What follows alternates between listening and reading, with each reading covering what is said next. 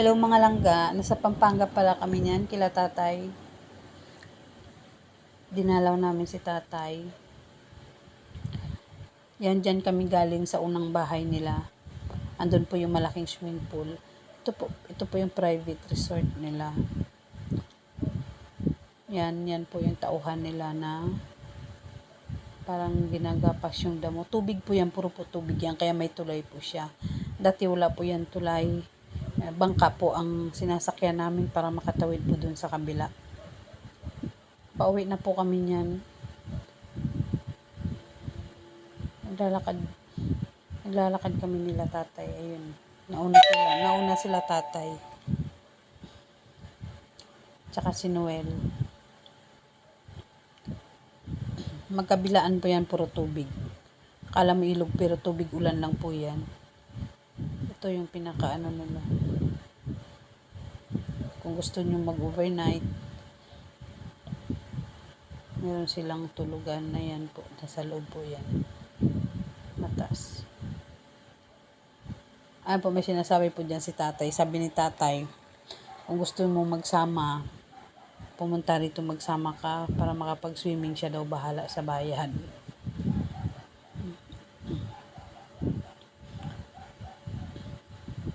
Yan, pauwi na, paano na kami yan. Dadaan kami sa bahay ni tatay kasi andyan yung andyan po yung sakayan. Ayan, Wagis Private Resort.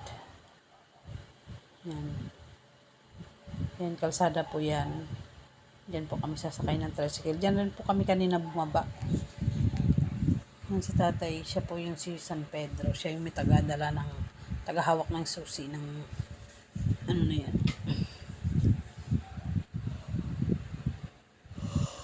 Ay, naantok na ako. Ayan po, ang sobrang init po niyan. Pero mga ano na po yun, mga alas 3. Ayan, pauwi na kami yan.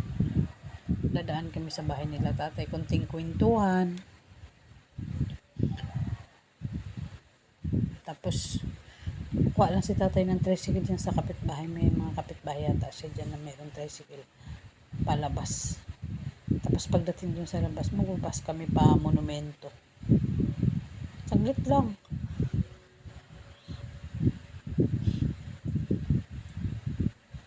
Nakapunta na pala dito si Isik, si Cheche. Nakapunta na kami dyan. Anak ni Isik.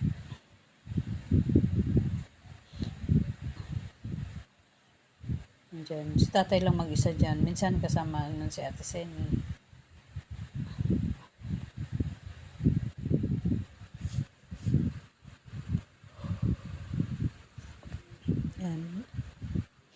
Yan, meron dyan baba. Pwede ka rin bumaba dyan. Kasi may baba din sila eh. Meron pa yan dyan. Yan, bahay tatay. Siya lang mag-isa yan dyan. Kasama si Ate Seni minsan. Sinara ko yung gate kasi highway. Ayan, konting kwentuhan kami.